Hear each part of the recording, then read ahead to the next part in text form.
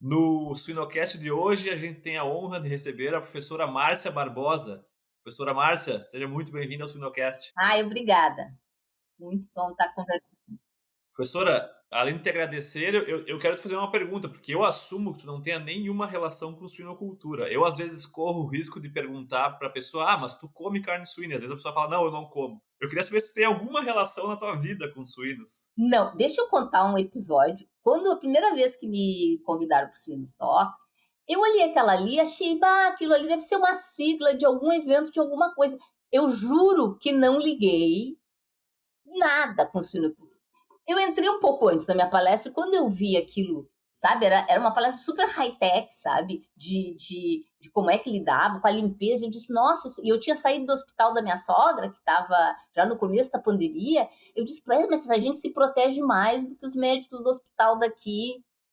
Ou seja, tem um cuidado com a limpeza que me impactou muito. Mas fiquei bem curiosa e comecei a ver que tem uma tecnologia absurda e um cuidado com disseminação de doenças que às vezes eu desejaria que tivesse para nós, míseros seres humanos, porque evitaria muito diversas doenças que terminam. Eu não estou falando só da pandemia, que foi uma coisa quase abruptamente inevitável, mas que teria ajudado muito, por exemplo, na H1N1, que aqui no Rio Grande do Sul foi bem desastrosa. Então, assim, acho que essa preocupação com o cuidado, não disseminar doença, ter um produto que seja um produto qualificado para o consumo das pessoas. Olhar o mundo, achei fantástico. Uma das palestras que eu assisti, se olhava o mundo e via as tendências, inclusive regulatórias, para ver como, se um país é grande, a regra daquele país contamina os demais países. E às vezes eu também desejaria que algumas ações políticas de alguns países, sejam elas de ação afirmativa, ou seja elas de cuidado com a saúde, também disseminassem pelos demais países, como eu vi que tem essa rede bem interessante da área de suíno. Mas assim, eu nunca tive que lidar, eu sou de uma família urbana, muito urbana, então eu nunca tive que lidar muito com animais. Então foi tudo para mim é tudo novo, como se eu estivesse vendo que nem as crianças vendo pela primeira vez que o que que é, como é que é essa relação da produção de carne suína. Que legal. E até, professora, para te dar um feedback, a tua palestra ficou entre as três melhores avaliadas Nossa, num congresso de suínos. eu levei um susto também por isso, mas o que que as pessoas vão se interessar? E assim, porque eu já falei duas vezes, né? Nesse último eu Isso. levei um susto, porque eu fui olhar quem estava na mesma Sessão. sessão que eu estava, e eu vi que tinha um cara que era humorista profissional. As outras pessoas eram falantes de língua inglesa nativos, que é um instrumento, e pessoas divertidíssimas. Eu digo, Celso, o que é que eu estou fazendo aqui? Essas pessoas são muito mais profissionais nesse campo do falar, e aprendi de novo um monte com cada um deles. Eu acho que todas as oportunidades de falar em campos que não são da gente ajudam a gente a entender melhor o mundo, e daqui uns dias tu vai ver, eu vou ter uma ideia na área de física que vai nascer de alguma coisa que eu vi aí na suinocultura, porque é isso, fazer conhecimento é pegar de uma área e jogar na outra, embrulhar e criar o que é novo. Exatamente. O próprio Swinotalks e o Swine Talks, eles vêm do TED Talks, né, que a gente trouxe para o meio da suinocultura. E eu acho que te ter num congresso de suínos, te ter num podcast de suinocultura, é realmente isso. E assistindo esses dias, eu estava assistindo um TED Talks e ele comentava sobre o impacto que isso tem na nossa criatividade, né? Tu ter visões diferentes de outras áreas. A gente falava aqui nos bastidores, né? Tu contratar pessoas que agregam diversidade para tua empresa, para o teu grupo de estudos, né? Eu acho que e a gente transforma isso no jargão sair fora da caixa, né? Eu acho que isso tem muito a engrandecer o nosso setor e é por isso que tu está aqui conosco hoje. Que bom, que bom.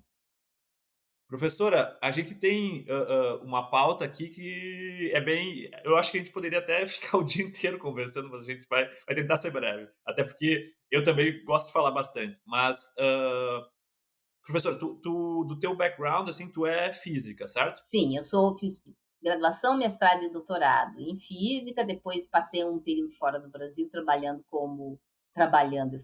sendo explorada como pós-doc dos Estados Unidos, e aí voltei e comecei a formar meu grupo de trabalho aqui na Universidade Federal do Rio Grande do Sul, onde estou até hoje. Sou assim, bem aquela velha geração que faz tudo num lugar, vai dar uma voltinha para fora, aprende com os caras. De vez em quando eu dou umas voltinhas para fora para assim, para ter outras ideias e trocar ideias com as pessoas, mas sempre termino voltando aqui para o Rio Grande do Sul.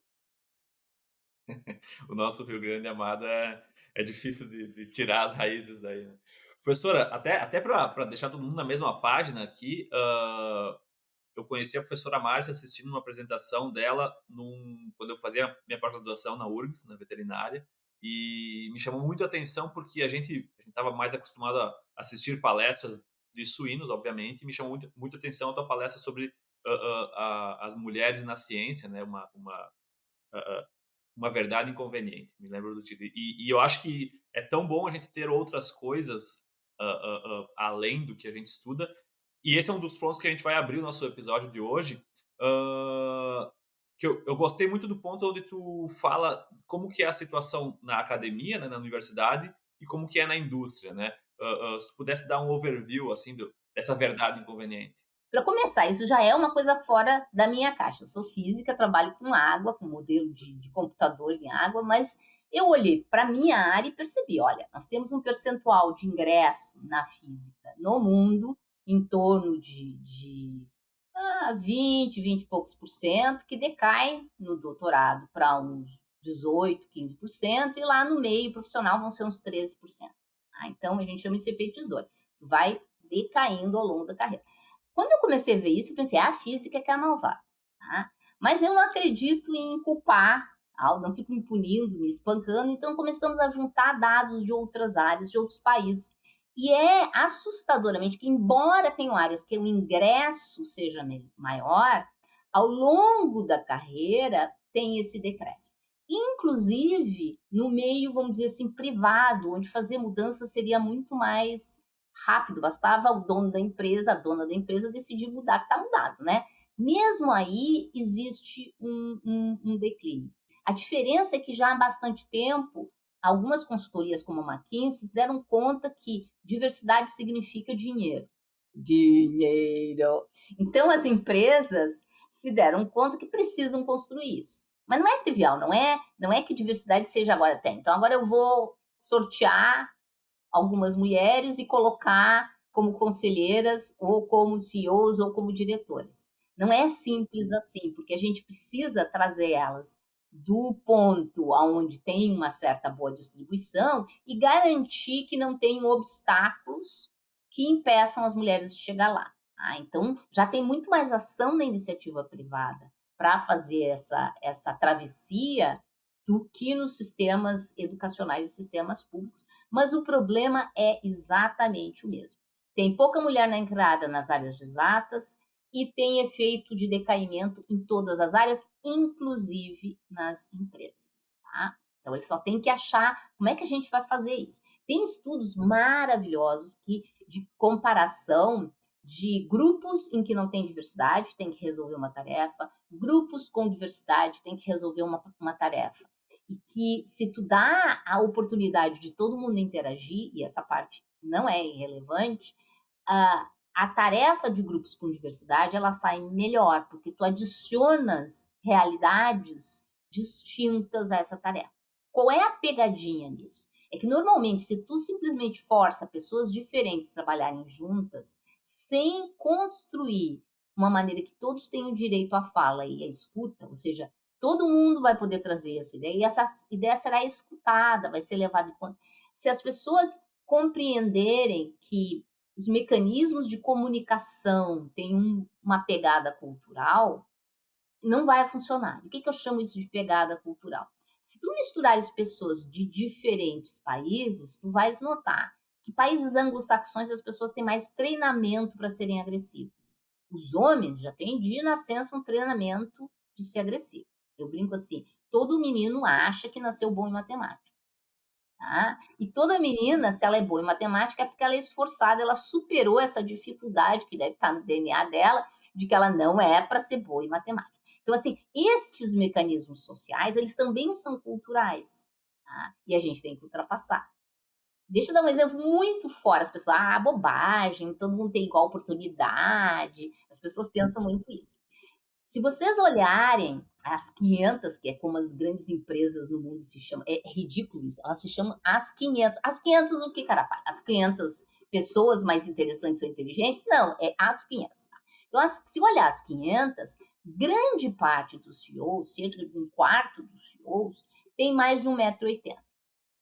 O que tem a ver 1,80 m com ser um bom CEO? Nada. Mas tem a ver com o nosso imaginário de poder. Então a gente tem que desconstruir o imaginário de poder. Nós temos que desconstruir que a pessoa maravilhosa é aquela que bate na mesa e xinga os outros. Na minha área, isso é uma construção super difícil de desconstruir, tá? Porque em física, interromper os outros é chique. Tá? Então, nós temos que fazer toda uma desconstrução para olhar o objeto do produto do trabalho. Tá?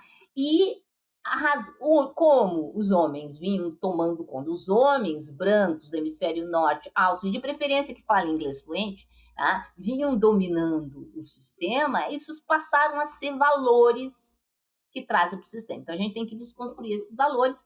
E uma forma de desconstruir é prestar atenção. Dizer, olha, aqui eu tenho mulheres, vamos estimular as mulheres que têm talento nessa área para continuarem seguindo na área. Isso inclui negros, isso inclui latinos no hemisfério norte, e isso inclui ter realmente diversidade no meio de trabalho. E não venha me dizer que é só na universidade que a gente é mal e perverso, porque nas empresas nós temos números absurdamente semelhantes. Tá?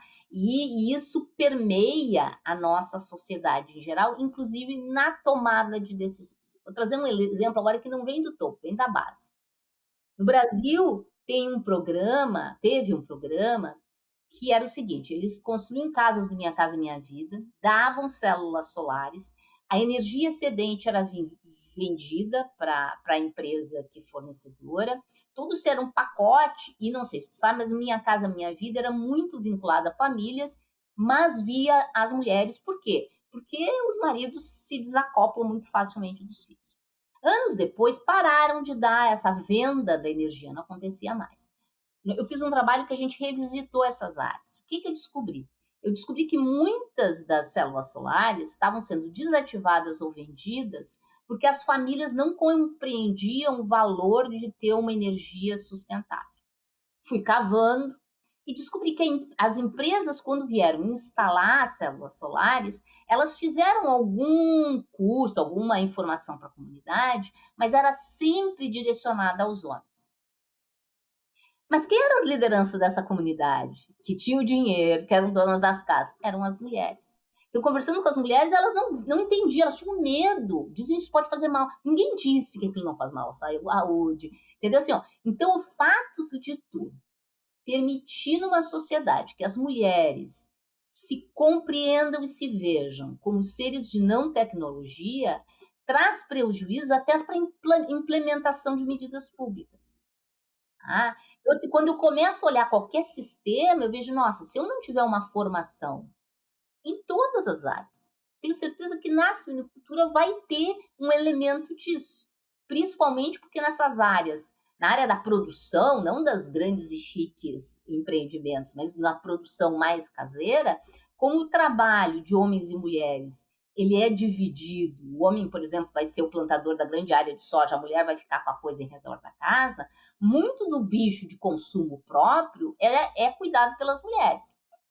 E se elas não tiverem informação adequada sobre saneamento, como ser melhor, como produzir, nós vamos ter um problema ali. Então, assim, a pessoa entender que tem que conversar, quando vai conversar, não é só com aquela pessoa que parece que manda, mas com toda a comunidade, de incorporar e ver na mulher, sim, um agente em qualquer área do conhecimento, e ver na mulher uma possibilidade de ascensão para se tornar uma liderança, é muito importante. Perfeito. Não, excelente. E enquanto tu falava, eu pensava que eu trabalhei na suinocultura e a campo, e era engraçado que os relatos que a gente escutava de colegas mulheres, né? o próprio produtor rural, né, tem aquele estigma de que quem vai atender ele precisa ser um homem que calça e botas, tem uma caminhonete, numa visão de que esse vai ser mais capaz de ajudá-lo, sendo que não é nem a bota, nem porque muitas vezes ele nem vai fazer força, né? Ele vai só dar um conselho, o que ele precisa fazer e tal. E as mulheres tinham muito, escutam muito isso na nossa área. Ah, desse tamanho, baixinha, bonitinha, uma mulher bonita assim vai trabalhar, vai entrar aqui dentro de granja com a unha pintada, que realmente não tem nada a ver com o que ela pode fazer para ajudar esse produtor a melhorar suas práticas de produção, a ganhar mais dinheiro, né? Então, é um estigma assim que a sociedade tem em todos os âmbitos, no campo, na academia, na indústria, e como tu falou, né? A criação a formação das crianças tem muito isso, né? Exatamente. O menino ele brinca de lutinha, então ele precisa ser forte, né? Ele já tem esse estilo, ele é mais forte. A menina, como tu falou, não é boa em matemática, mas é boa em outras áreas. Acho que isso acaba virando como é que é o efeito borboleta, né? Bate as asas da borboleta aqui no começo e quando vê tu forma a cultura do planeta, né? Totalmente. E assim, ó, tem um estudo muito interessante feito com crianças da faixa etária de 5 a 7 anos que conta uma história de uma pessoa inteligente e pergunta: é homem ou mulher? Aos 5 anos, as crianças não estão contaminadas. Metade diz que é homem, metade diz que é mulher. Mas aos 7 anos, a maioria diz que a pessoa inteligente é um homem. Então, já está movendo. Mas também tem uma outra coisa que está construída. Nesse mesmo estudo, eles dizem: as crianças que quiserem vêm jogar esse jogo para inteligentes ou esse jogo para esforçadas. E as meninas vão para o jogo das esforçadas. Então, assim, é como já estivessem construindo na cabeça das meninas: olha, tu é esforçada. E como tu é esforçada, tu vai trabalhar, cuidar da casa, cuidar dos filhos, cuidar dos velhos, entendeu? Tu vai abraçar, porque afinal de contas é isso que vem escrito no teu DNA. Eu tô brincando, viu, gente? Não vem escrito no DNA, mas é isso que as pessoas desejariam que viesse escrito no DNA. E isso começa a tu não te ousar para aquilo. Tu não vai ousar fazer uma coisa que a sociedade naturalizou que não é para ti. Tá?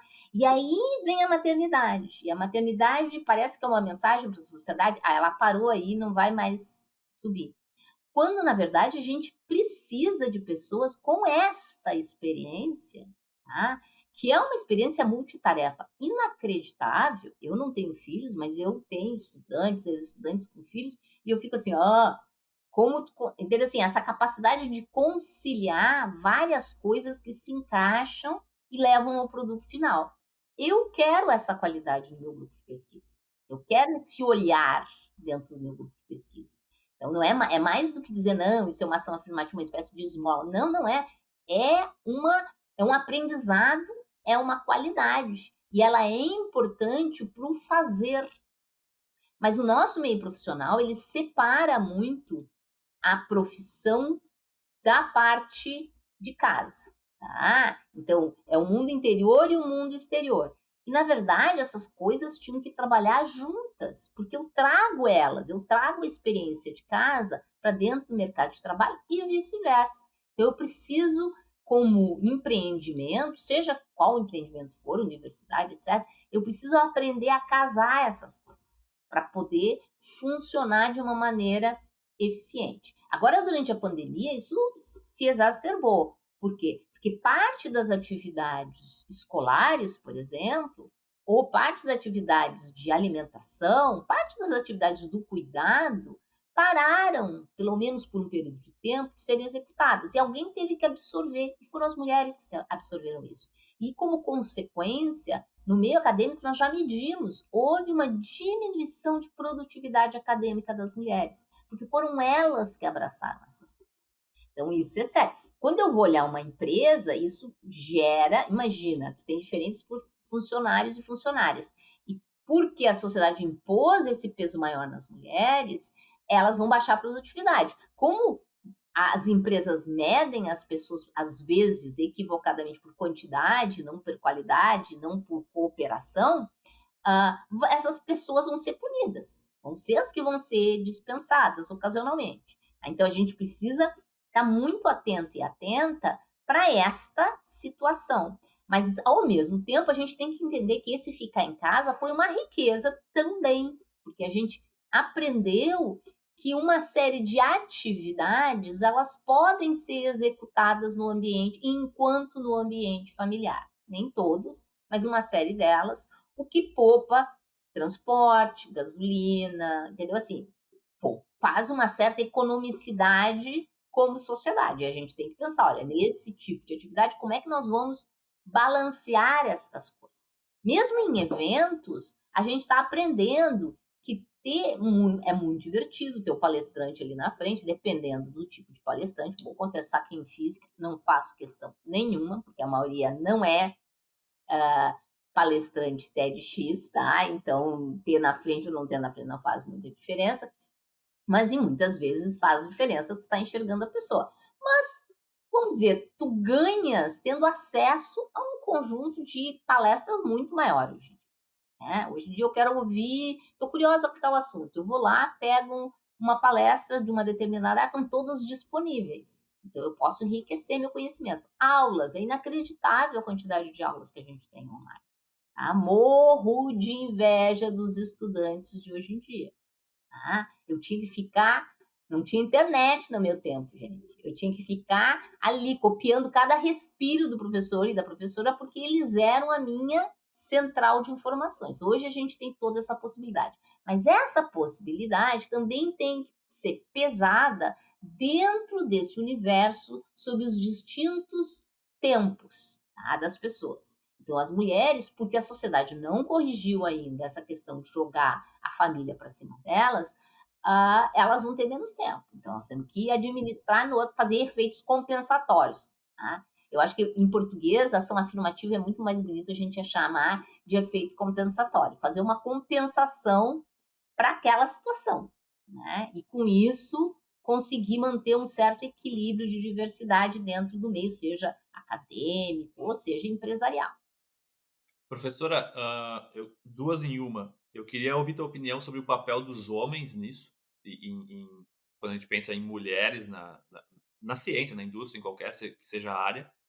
E outra, a ideia é aquela de que porque mulher engravida eu não devo contratar, ou colocar às vezes até eu já vi na nossa área, na suinocultura, os pré-requisitos para a vaga e tinha lá que a ideia, se tem interesse em engravidar, se deve engravidar nos próximos anos, alguns absurdos assim.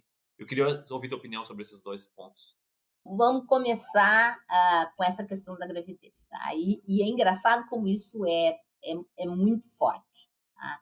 Por muitos anos eu e um grupo que eu coordeno de mulheres na física, nós brigamos para que existisse licença maternidade nas bolsas de mestrado, doutorado, pós-doc, produtividade de pesquisa e ganhamos. Foram anos de luta. Por quê? Porque as pessoas achavam que a licença maternidade seria um mecanismo que, vamos dizer, os homens iam se atirar mais nas cordas sabendo que a companheira tem a licença maternidade. E eu acho que não, ele é um efeito compensatório. Enquanto os homens não dividirem melhor essa tarefa, as mulheres vão ter que ganhar esse tempo a mais. Tá? Então, isso é importante. Isso é importante por justiça social.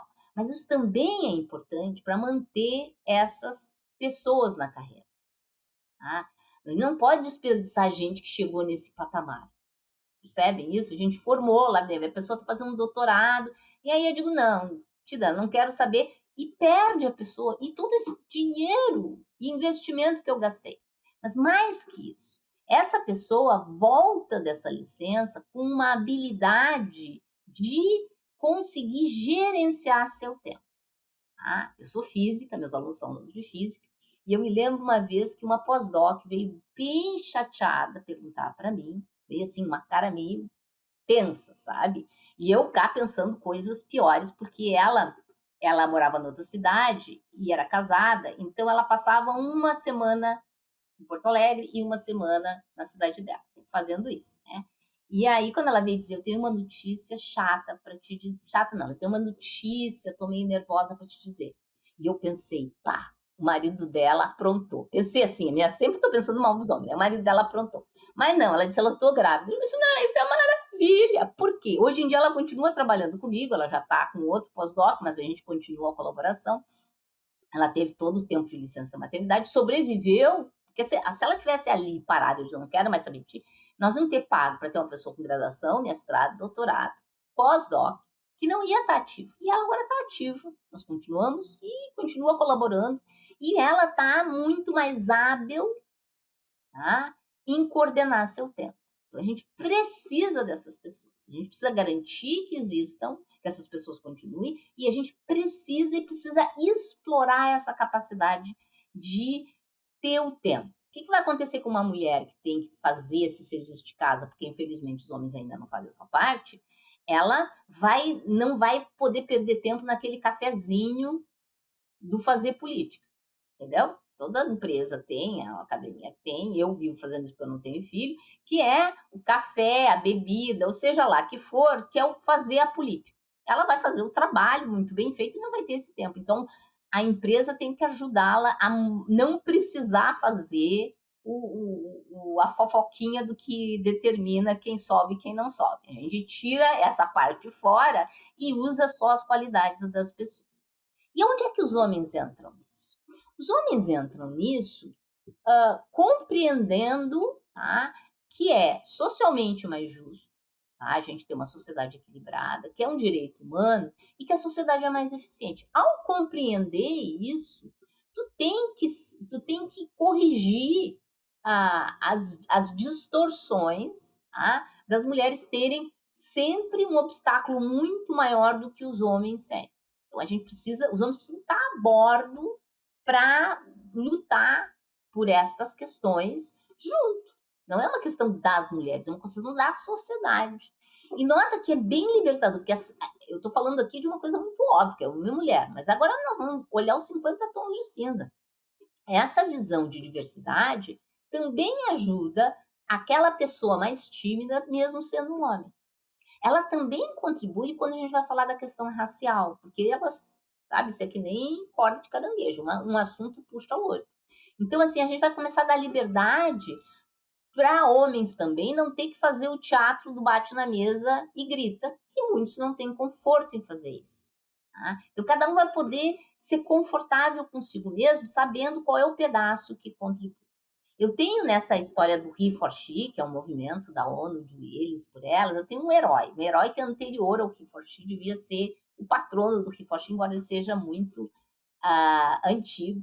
Existia uma pesquisadora chamada Amy Neder, e a Amy foi a primeira aluna a entrar na sua universidade na Alemanha durante a Segunda Guerra, e aí, quando ela terminou o doutorado, ela tá para... Hilbert pensa assim, vou levá-la para a minha universidade. E todos os professores da universidade são contra, dizendo, como assim, uma mulher? E só usavam um argumento de uma mulher, porque ela tinha um trabalho maravilhoso.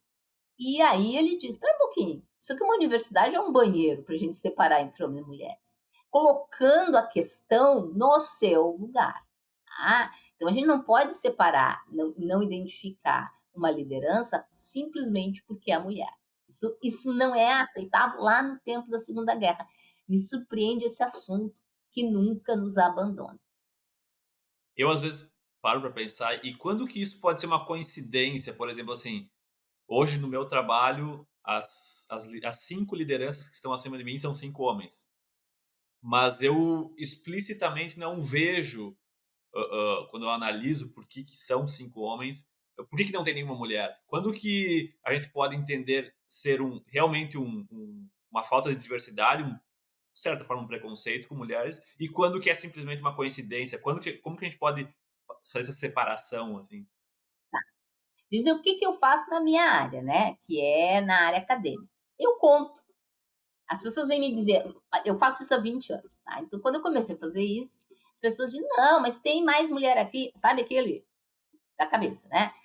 Tem mais mulher aqui do que não sei aonde. Eu ia lá e contava, e aí comecei a fazer gráficos estatísticos. Eu tenho um gráfico que eu peguei todo o sistema educacional todinho, gente, superior do Brasil.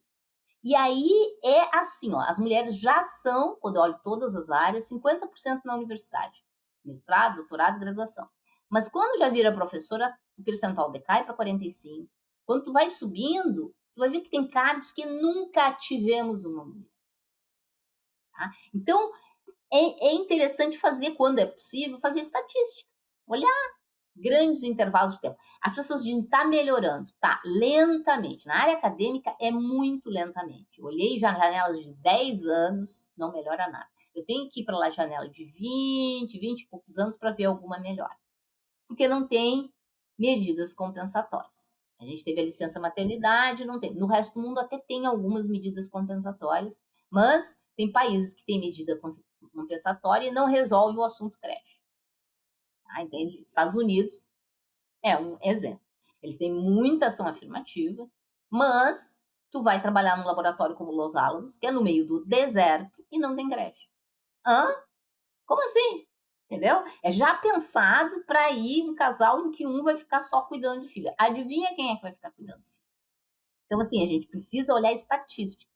Então, se tem uma organização internacional, por exemplo, das empresas de suínos, por que não olhar o percentual? E, assim, das 500 já tem, tá? Já vou dizer, esse dado já existe e é um efeito tesoura, é vergonhoso, tá? 4% de membros em conselho, de chorar, mas olhar nessa área e olhar ao longo do tempo para ver se vem evoluindo.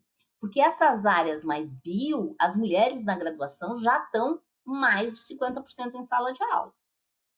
E se elas não conseguem chegar no topo, onde é que foram parar essas mulheres? Elas sumiram que nem a água num cano com vazamento? É isso que é o nosso sistema? Um cano que forma pessoas para depois elas desaparecerem, esse desperdício de conhecimento? Isso não é aceitável. Então a gente tem que identificar onde é que está o vazamento e resolver esse vazamento. Nós vamos ter mais profissionais competindo, tá, pelos cargos, com isso a gente vai fazer uma melhor seleção, a gente vai ter a criação de mais empresas, a gente vai ter um sistema com mais conhecimento se eu não desperdiçar pessoas. Excelente, porque eu até pensava que não só durante, acho que a pandemia trouxe vários aspectos, até meio chato falar que trouxe vários aspectos positivos, né, porque majoritariamente foram pontos negativos, mas a gente recebeu muita, a nossa empresa, ela trabalha basicamente com conteúdo online, cursos, podcasts, eventos, e a gente recebeu muita solicitação de mulheres com uma formação de mestrado, doutorado para cima, hã, mas que ou estavam grávidas ou tinham filho recém-nascido querendo trabalhar conosco, porque realmente a empresa não abria mão de ela estar presente no campo, visitar o cliente presencialmente. Então essas pessoas até aceitavam receber menos, mas que pudessem ter essa. Então eu acho que é um cenário que vale uma análise Totalmente, infindável, né? totalmente. E aí a gente se pergunta, ah, por que serão as mulheres sempre? Porque a gente poderia dizer, isso é um problema familiar, é importante ter alguém na casa. Mas por que são sempre as mulheres que vão ter que ficar na casa?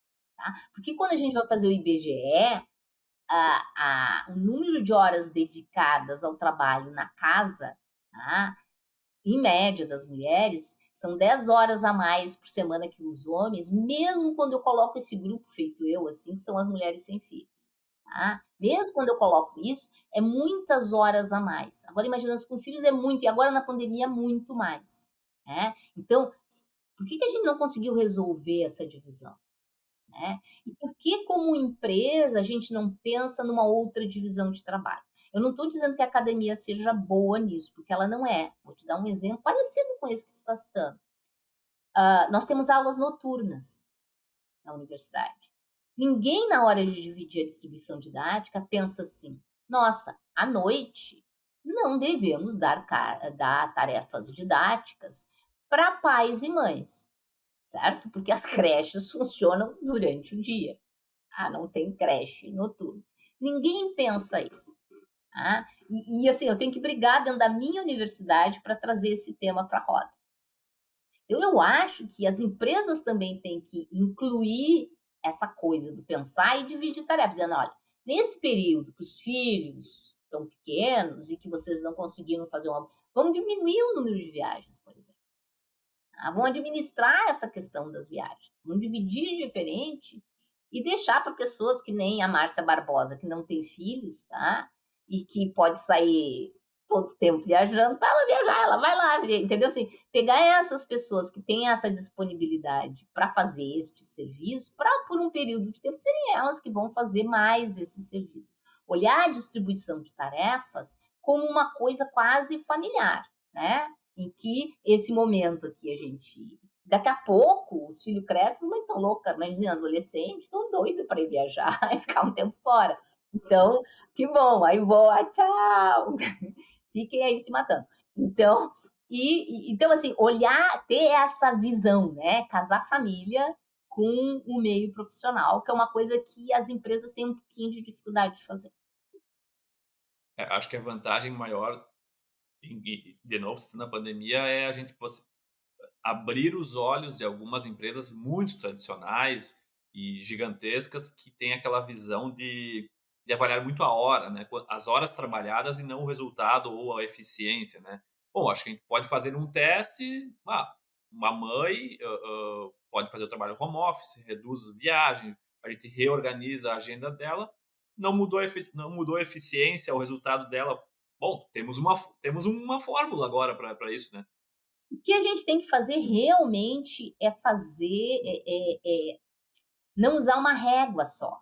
Porque assim, a gente faz a régua da gente, né? Baseado na gente, num mundo que era dominado por homens, que não tinham que fazer o cuidado da casa, que não tinham isso, que não tinha aquilo.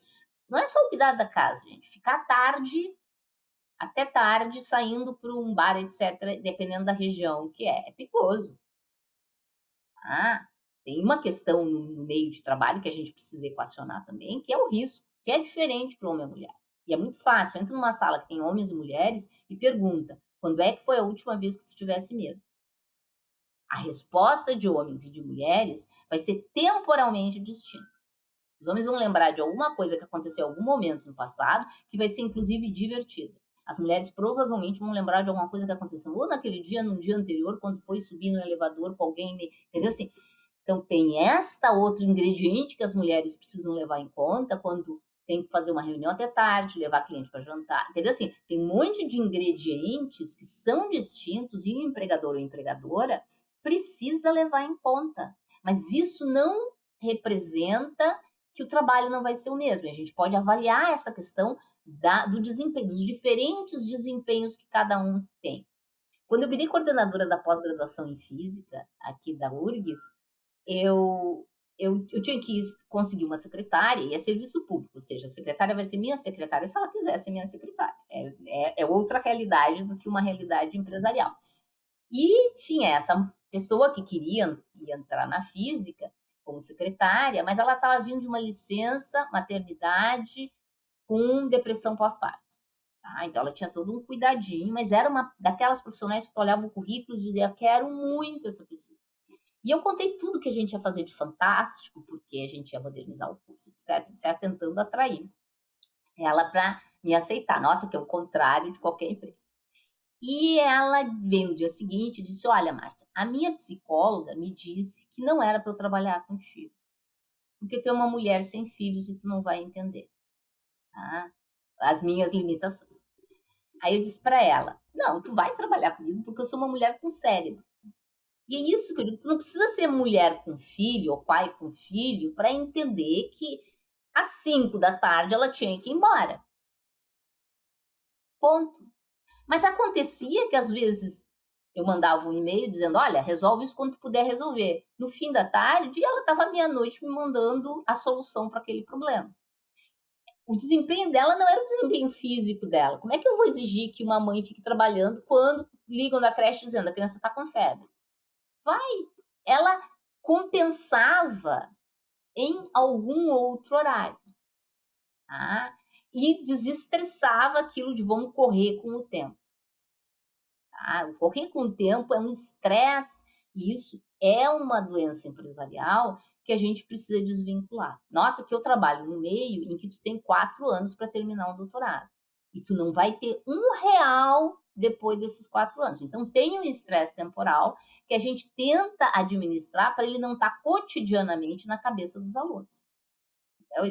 Porque esse estresse, e ele não pode estar no trabalho. Esse estresse, sabe assim, eu tenho que produzir tanto hoje, isso tem que dar certo. Esse estresse não te permite criar.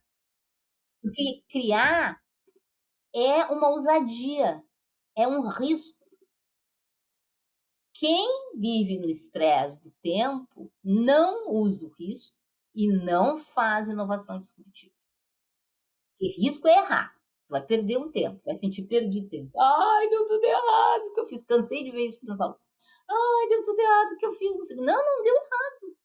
Não deu errado. Ai, fiquei todo aquele tempo pensando naquilo e aquilo não deu em nada. Não é uma perda de tempo, entende? Então, assim, essas nossas rotinas das horinhas, elas te aprisionam. A gente tem que dar uma flexibilizada para trazer um pouquinho mais de ideia fora da caixa, que vai ter risco, mas elas vão ser sempre compensatórias. Uhum. Acho que um clássico eu vejo, a gente vê bastante aqui na empresa que quando tu exige que uma pessoa crie algo do zero e eu tenho que entregar até amanhã, não vai acontecer. Mas, por exemplo, e daí acontece o que aconteceu conosco, né? Que a maior parte dos palestrantes que a gente sugeriu para o nosso evento online veio da nossa cabeça quando a gente estava correndo, caminhando no parque, relaxado, sem deadlines. Eu acho que a criação está muito vinculada a essa deadline. Deadline para criar não existe. Eu sou uma colecionadora de curiosidades, de coisas. Então, eu vou sempre aceitar convites. Minha família toda me recrimina por isso. Eu vou aceitar tudo que é convite, por mais criança, colégio de criança de 2 a 5 anos, e lá me avaliar, feira de. Porque em todas essas coisas, tu coleta alguma coisa que tu não sabia. E quando tu tá querendo resolver um problema, tem um instante que a tua cabeça fica navegando e que ela vai lá e tchum, pega uma dessas curiosidades e traz para a solução daquele problema. Então a gente precisa desse relax. Tá? O Esquerdo, que era um neurocientista gaúcho muito famoso, ele é gaúcho, ele é argentino, mas viveu mais aqui que na Argentina, então ele já é gaúcho. E gaúcho gosta de pegar tudo que é bom para si. Ele dizia que para lembrar, ele era especialista em memória. Para lembrar, tu tem que esquecer. Então, tu tem que relaxar tua cabeça para deixar umas coisas ir, tá? Deixar esquecer como é que tu memorizou a tabuada, para a tabuada virar um conceito básico na tua cabeça, que quando tu precisar daquela quantidade, da visualização daqueles números, elas estejam lá, essas coisas estejam para tu pegar com a mão. Então, eu acho que a gente vai passar agora nesse novo jeito de fazer, a gente aprendeu algumas coisas que vão fazer uma transformação social. A gente aprendeu que a não localidade, que alguns serviços tu pode fazer de longe, aprendeu que o tempo tem que ser gerido de uma maneira flexível, cada pessoa tem o seu tempo. Tá? Então a gente vai trazer um pouco dessas coisas que antes eram estudadas em filosofia, tipo Em Busca do Tempo Perdido, ou essas discussões, elas vão migrar para o setor produtivo, para ele ser um setor produtivo que concilie a vida com o fazer do trabalho. Perfeito, perfeito. Professora, mudando um pouco o foco da nossa conversa, um dos meus livros favoritos, talvez o favorito, e quem me conhece sabe que eu falo muito desse livro, talvez por isso que ele seja o favorito, é escrito por um físico, não sei se tu conhece, provavelmente tu conheça, porque ele fala muito de estatística, que é O Andar do Bêbado. Sim. Tá, tá. E esse livro ele fala muito desses vieses que os nossos olhos às vezes nos enganam, o nosso cérebro toma alguns atalhos para tomar algumas escolhas baseado em atalhos não justificados. E eu queria te perguntar, falando em fake news, por que a mentira viraliza mais do que a verdade? Isso aí tudo é área de pesquisa de algumas pessoas, tá? Mas eu vou dizer, uma das razões de que fake news científicas, eu vou fazer um recorte muito específico que é científicas. Porque, obviamente, a fake news da fofoca é porque a gente adora fofocar. Isso aí é uma coisa do ser humano. Põe 2 numa sala, vai ter fofoca do terceiro que está fora da sala. Mas no meio científico, significa que a gente desenvolveu como sociedade uma relação com a ciência escravocrata. O que eu quero dizer com isso? Eu quero usar o celular. Eu não quero nem entender, tá, como ele funciona, nem basicamente entender como o princípio físico que gera, e eu não respeito o celular. Ele é um instrumento. como o fogo, como ele é um instrumento.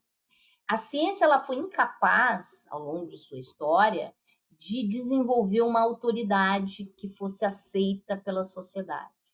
E aí eu vou usar, as pessoas odeiam autoritarismo, mas autoridade é um conceito social.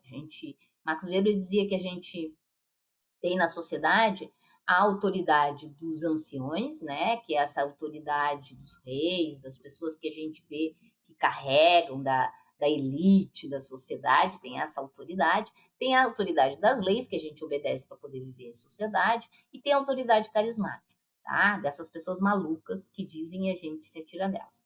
Nenhuma dessas três versões inclui a ciência. A ciência foi incapaz de se tornar uma autoridade do conhecimento. Então, quando eu digo assim, ó, olha, isso aqui é baseado em chip, que foi desenvolvido com semicondutores lá no começo, depois eu vou fazer circuitos que têm a ver com eletricidade, isso tudo é um conhecimento estabelecido e consensuado, tá? As pessoas, se alguém dissesse, não, isso aqui funciona só às vezes, ele só é baseado em mecânica clássica, porque mecânica clássica é mais fácil, eu não acredito, porque fulano, beltrano e ciclano são meus amigos, disseram o contrário. As pessoas vão ficar com dúvidas, mas elas só vão ficar com dúvidas porque elas não entendem o que é o método científico, que é esse consenso. Elas preferem ter aquela visão do fulano, beltrano falou. Hoje mesmo, eu ando muito nas redes sociais, para entender esse processo, e uma pessoa disse, um estudo feito na John Hopkins. Isso, tarará, e era um estudo que não estava publicado, era um pré-print, mal feito, etc, etc. Eu disse, gente, em ciência não tem pedigree. Não adianta me dizer John Hopkins, que eu não vou acreditar. Eu vou ler, ver as evidências desse artigo. Aí vai vir outro, vai discutir, outro, e aí nós vamos construir o consenso. Nem me adianta dizer assim, ó, Richard Feynman falou. E daí? Ele falou coisas corretas, ele falou coisas incorretas. Einstein falou. Einstein era contra a mecânica quântica. Nem tudo o que ele falou está correto. Então a gente vai atrás de quem? Das evidências. Mas esse processo de ir atrás das evidências, ele não é treinado, porque a gente não tem essa autoridade do conhecimento. Então as pessoas não têm essa coisa. Elas vão atrás do divertido, do que parece fácil.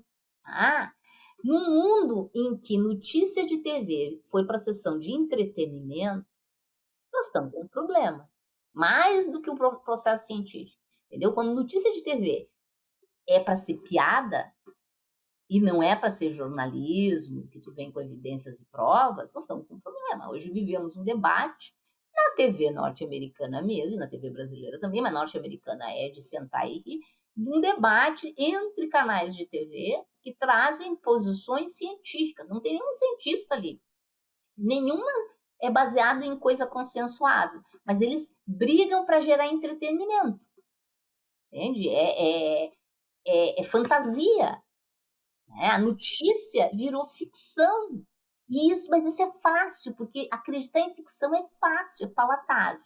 Então nós temos que começar a exercitar as pessoas a ter confiança na autoridade do conhecimento, entender o que significa, que não é só um cientista maluco na França que foi dizer que a cloroquina funciona, nem algum par de cientistas brasileiros pegou um remédio para vermes e disse que ia fazer milagres. Não é isso. Isso tem que acompanhar a hierarquia das coisas, mas isso dá trabalho, entender o método científico, que a gente tem que passar muito, muito imediatamente a ensinar ele nas escolas, por exemplo.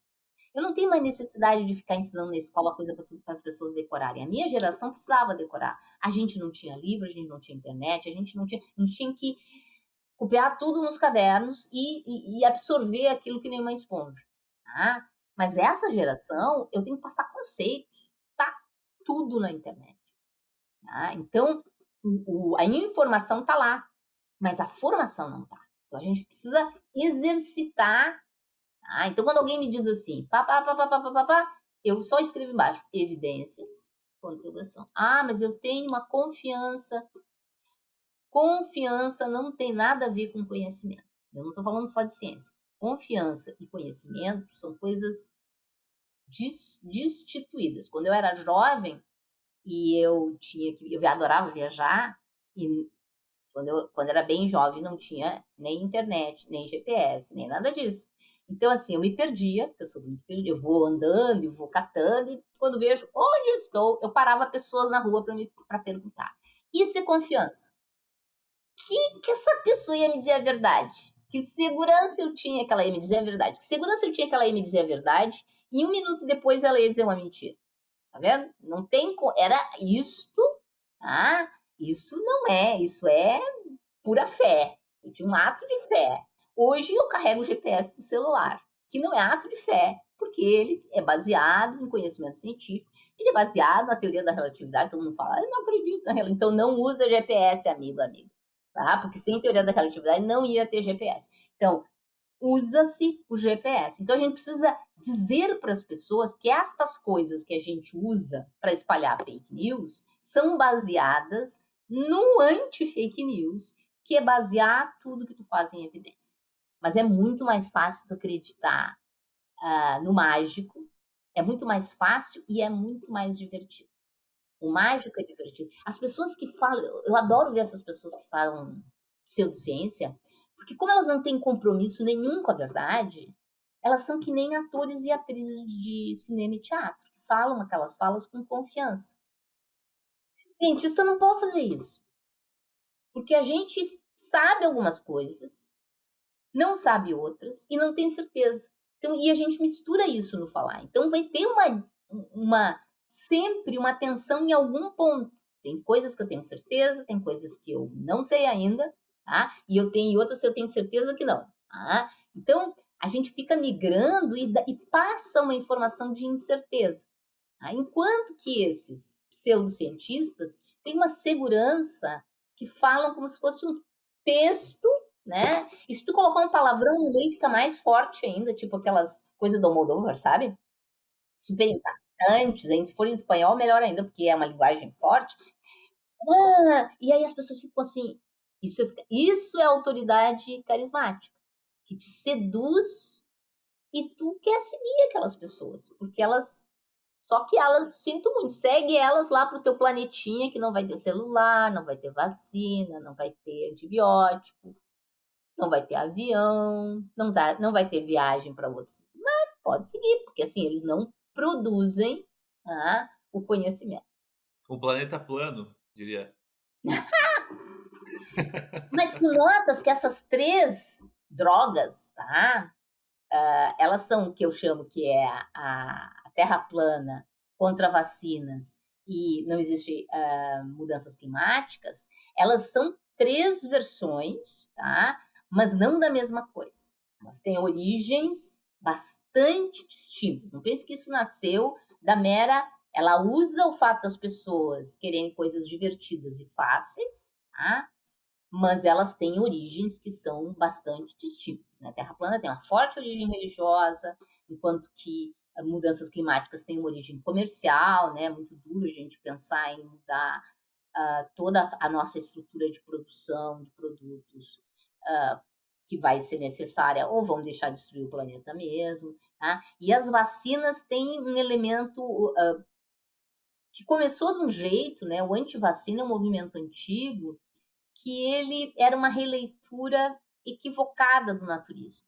Mas 2 coisas, eu sei que é impossível alimentar um planeta só com coisa orgânica, e 2, é impossível, porque assim a produção teria que ser sem colocar produto químico, não vai conseguir fazer isso, tá? E coisa 2, isso não quer dizer que tu não possa usar o teu conhecimento científico que leva até as vacinas. Ou seja, ser naturista não tem nada a ver com isso. Mas teve um elemento disso que as pessoas não tomavam vacina. E que eram protegidas porque todas as demais tomavam vacina. Que protege. Tem protegendo essas pessoas contra isso. Atualmente, isso tomou outras conotações. Ela tomou uma conotação política econômica, porque a pandemia fez as pessoas terem que ficar em casa. E isso tem um impacto econômico no ensino. Nós estamos vendo na universidade decaimento dos alunos. Então, assim, tem um impacto na economia planetária. E tem pessoas que não querem isso. Tá? E por não querer, vem o antivacina, que é para dizer não está tendo problema. Não olhe para cima. né? Então, nós temos que é outro elemento. Tá vendo assim que os elementos da anticiência, eles são distintos, mas todos usam como instrumento esse fato de falar de um jeito que a pessoa acha divertido e que corrobora o seu pouco conhecimento e questionativo também. Diz assim, sou contra o status quo, sem ter referencial teórico para ser contra o status quo. Entendeu? Ser contra o status quo é a minha adolescência. Eu cresci na época da Sim. ditadura e a gente era contra o status quo, mas a gente tinha referencial teórico, tá? A gente lia os livros para poder ter as evidências. Agora, só dizer assim, sou contra, vou para a rua e contra as vacinas e contra o passaporte vacinal, sem ter um referencial para consolidar esse teu conhecimento, aí não vale. E a atenção das pessoas é uma commodity, né, então, acaba que tem todo um fundo marqueteiro de trazer como que eu exponho essa notícia, né, como tu mesmo falou, né, o programa o noticiário vira entretenimento, né, então, quando ele virou entretenimento, ele teve mais atenção das pessoas, as pessoas querem assistir, querem dar risada, é uma coisa fácil, é uma coisa rápida, mas talvez não seja confiável, né, acho que tem muito a ver com isso. E assim, e tem técnica, não sei se vocês já viram esses anti-ciência, eles vão falar por períodos, quando é internet, períodos assim, vão contar em 2 minutos um negócio, e aí tem um relax. E de preferência vão dar uma cacetada questionando o conhecimento do outro. Tá?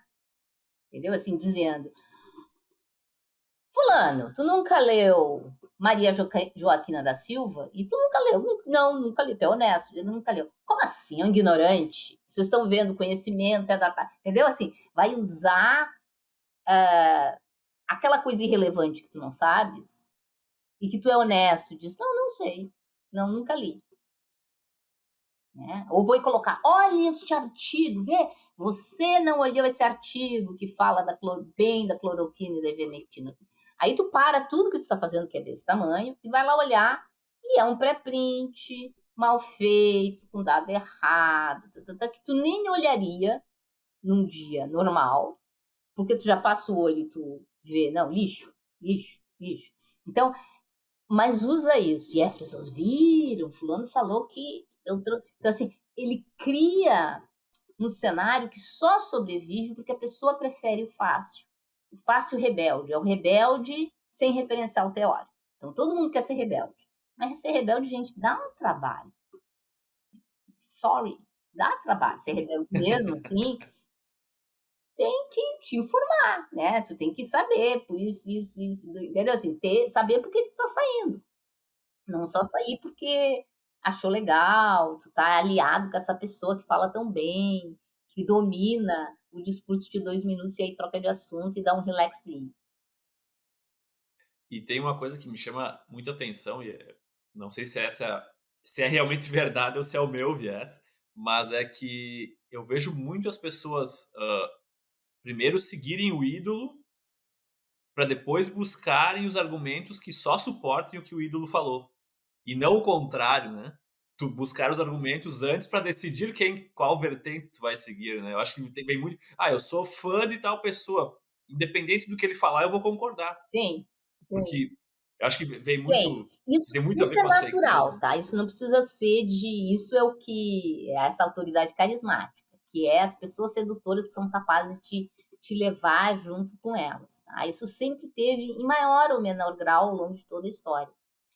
Mas é um mecanismo que sobrevive muito mais fácil se tu não tem um colchão intelectual mínimo, assim, se tu não lê a ideia do outro, se tu nunca leu a ideia do outro, aí ele sobrevive porque tu só conhece aquela pessoa e tu acha o jeito dela fazer, aí tu começa a copiar o que aquela pessoa faz, tá? Então nós vamos ter agora um período que vai ser muito interessante ver os clones de Olavo de Carvalho aparecendo por aí, já tem alguns, tá?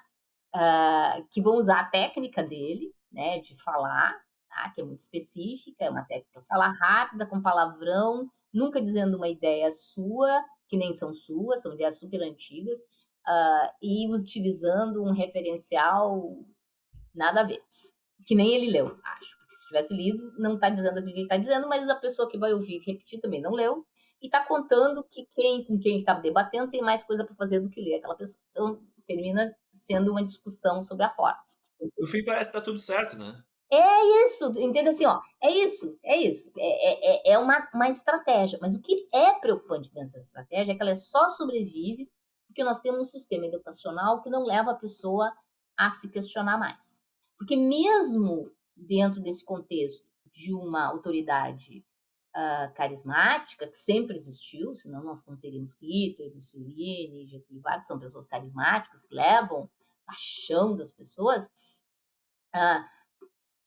tem pessoas que quando veem algumas coisas que elas fazem, não, isso aqui eu concordo, isso aqui eu concordo, isso aqui eu concordo, isso aqui não está baseado em evidência, isso aqui é outra coisa. Entendeu? Assim, trazer essa reflexão é um instrumento educacional e a gente precisa fazer isso mais. Mas a gente precisa fazer isso mais na escola, mas também precisa fazer isso mais na mídia. E aí é que não está acontecendo. Porque a mídia prefere ter essa coisa leve, né? Não ir em grandes debates. É quase surpreendente que a gente não tenha o jornalismo investigativo, ele morreu, e não é só no Brasil. Nós não temos casos como foi Watergate nos Estados Unidos rolando hoje em dia, com investigação, com dado. Não, a gente tem uma xingação na TV de pontos de vista distintos. Notícia, tem os famosos talk shows noturnos dos Estados Unidos, que o Brasil copia um pouquinho mal copiadamente, e que são isso, são humoristas que fazem um comentário crítico sem evidência sobre a notícia do dia. Tá? Muito diferente do que foi o próprio caso Watergate, que foi trazer evidências, dados, entendeu? Esta construção, ela está se perdendo. Né? Um pouquinho algumas mídias o fazem, tá? Mas muito pouquinho, e são mídias periféricas, no sentido que não são as mídias com mais dinheiro que conseguem atingir mais gente. E aí são perseguidas, obviamente, porque em todo mundo há interesse. Então, nós precisamos... E por que isso se perdeu? Isso se perdeu porque a população está parando de querer refletir. Quer... Só para trazer um pingo de reflexão, não sei se notasse, mas a maioria das séries e seriados que já foram refilmados durante a pandemia tem presença de máscara muito pouco. A maior parte, as pessoas não estão usando máscara. E eu estou confiante de que elas não estão, eu não tenho dados e evidências disso, mas eu acho que elas não estão usando máscara porque a população não quer ver a realidade. Então, na minha hora de descanso, eu quero ver o mundo como era antes. Tá? É quase Matrix. Não é a tua geração o filme Matrix, mas é quase o filme Matrix. Que é isso, a gente quer ser dominado por uma realidade confortável em vez de ser dominado pela realidade real. Aí é muito fácil de passar fake coisas. É uma bela constatação essa. Acho que vou perpetuar essa ideia, porque eu acho que eu concordo, professora, né. Começa a prestar atenção. No começo até tentaram, tá? Para propagandear, Sim. mas eu acho que não colou. Acho que não colou, as pessoas não estão querendo ver o nosso mundo cotidiano.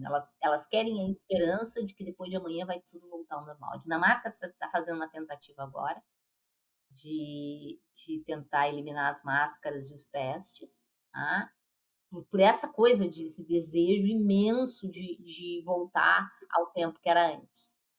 Não, excelente. E tem muito a ver, até eu estava lembrando agora, a gente fez um webinar já faz uns 2 anos, onde a gente chamou o webinar de mitos. E a gente trouxe 5 mitos praticados na suinocultura, 5 manejos praticados na produção de suínos, que já existem evidências científicas mostrando que isso não acontece ou não tem efeito nenhum na produtividade, ou a gente faz uma coisa esperando uma coisa e essa coisa não acontece. E a gente convidou os 5 autores dos trabalhos para discutir o tema e abriu para perguntas e tal. É muito engraçado como a curva de adoção, dependendo do que, ela tem os atrasados lá que adotam muito tardiamente, por realmente acreditar mais na tradição do que na ciência propriamente dita, né. Lembra? A autoridade conservadora existe, a do É, conhecimento não existe. Max Weber está corretíssimo, a gente precisa construir essa autoridade do conhecimento. Mas ela é complexa, porque ela requer gerar esse consenso e porque as pessoas são apegadas às suas tradições, né, às diferentes tradições, e elas gostam, se tiver um pouquinho de magia ainda nisso, sabe, assim, magia é aquilo que tu não sabe por quê, a magia ela é muito confortante para as pessoas, tá? Porque dá um espaço de algo muito bom acontecer sem tu ter mérito nenhum para isso. Eu tenho um colega, Fernando Lang, que ele olha estatística de coisas para provar que as coisas estão erradas. E tem aquela teoria de que se tu conceber a criança em não sei que mês, umas coisas de dias, vai ser menino, senão vai ser menina. Ele pegou os dados de maternidades, um número enorme, e mostrou que não tinha nada a ver a 50%. E aí foi convidado para um programa de TV para debater com uma astróloga. É um debate perdido, quer dizer, ele falou certo, falou, e é uma pessoa divertidíssima até para se conversar, ele é super bem-humorado, contador de piadas, mas é aquele debate difícil, porque ela não tem compromisso nenhum com a verdade. E ela está falando de algo que as pessoas desejam, né? Que é o mágico. Saber que se tu conceber num tal dia tem 50% feminino, 50% não é mágico. É chato, né? É chato. Então, ciências às vezes é chata. Tá? Eu sempre digo que a grande magia do futebol brasileiro, é esse fato de ser um esporte que cada jogo é um jogo de baixa estatística. E jogos de baixa estatística têm alta flutuação, o que significa que um time tem estatisticamente ao longo de todo o campeonato condições para a gente saber se provavelmente vai ser o campeão, tá? Mas num jogo a gente não tem condições, a barra de erro de um jogo é muito grande. E é essa magia que encanta as pessoas, tá? É a possibilidade do meu time ruim ganhar de um time considerado melhor. É a possibilidade do gol com a mão. Essa possibilidade do mágico, tá? Fora do contexto real, ela pega nas pessoas.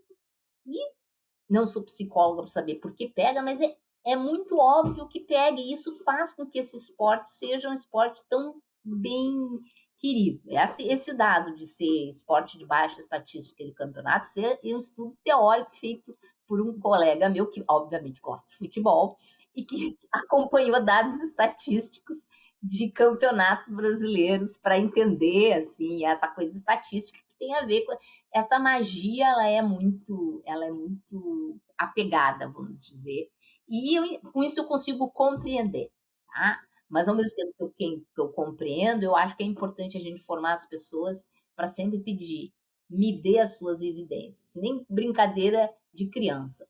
Eu mostro o meu se tu mostrar o teu. Então, me mostra as tuas evidências que eu mostro as minhas evidências. Excelente. Até hoje eu vi, na Pensilvânia, aqui tem um uma certa um evento que eles fazem no início do mês de fevereiro, que tem uma marmota famosa. Essa marmota, ela sai da toca e se ela enxergar a sombra dela, a chance de ter um inverno maior de 6 semanas é maior. E se ela não enxergar a sombra, é menos de 6 semanas o inverno rigoroso, nos Estados Unidos. E no final da reportagem eles colocaram, o resultado até hoje, de todos os anos, é que a marmota acertou em 50% das vezes.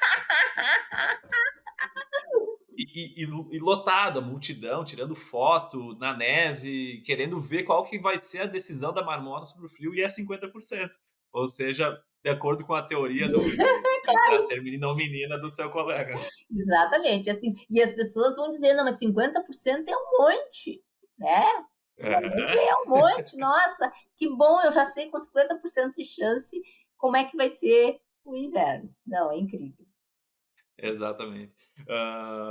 E daí, professora, só terminando aquele ponto que eu falava dos manejos, a gente tem um manejo que a gente praticava muito no passado, que era a alimentação de fêmeas no final da gestação, a gente elevar a quantidade de alimento ofertada para a matriz, para a fêmea em gestação, e cientificamente se provou, por A mais B, vários trabalhos, que ela não transfere isso em maior peso para o leitão ao nascimento.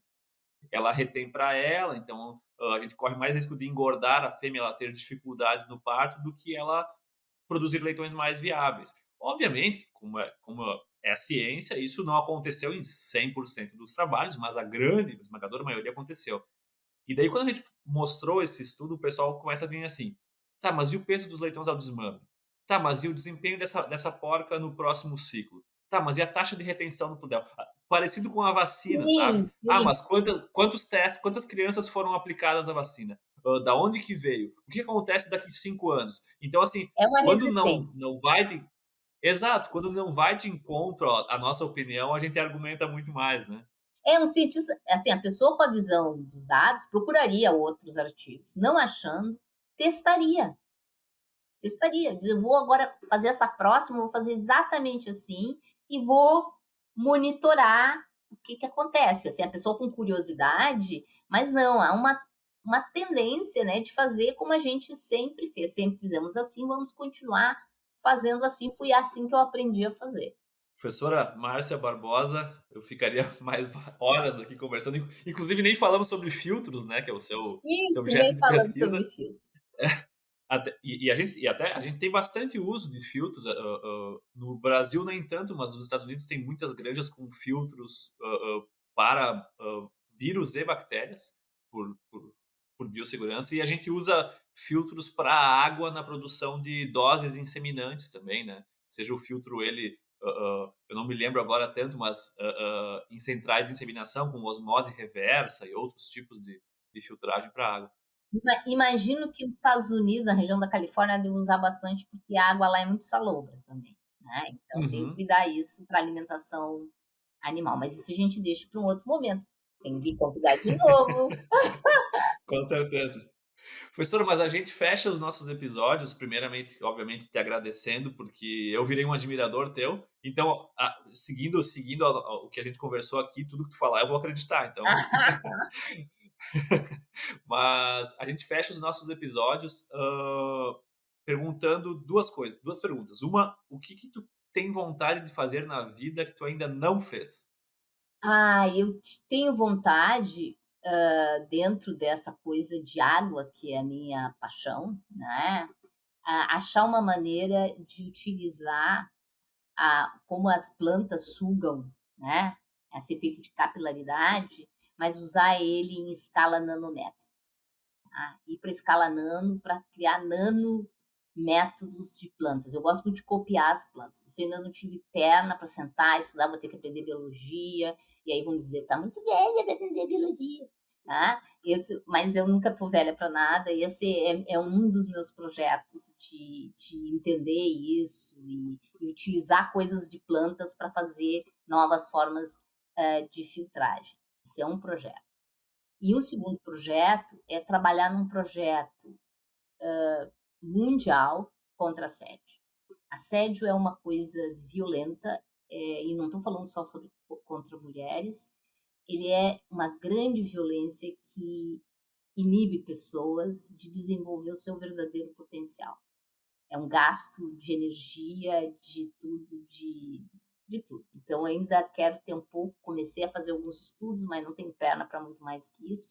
Mas eu acho que tem que ser uma atitude mundial, que enfrente as universidades, o meio produtivo, as escolas, todo mundo tem que conversar sobre esse tema e construir mecanismos para, mais do que punir quem comete, construir uma maneira, uma metodologia de evitar que ele ocorra. Ou seja, vamos prevenir na educação, as pessoas entenderem o que tem de ruim nisso. Esses são dois projetos que estão no meu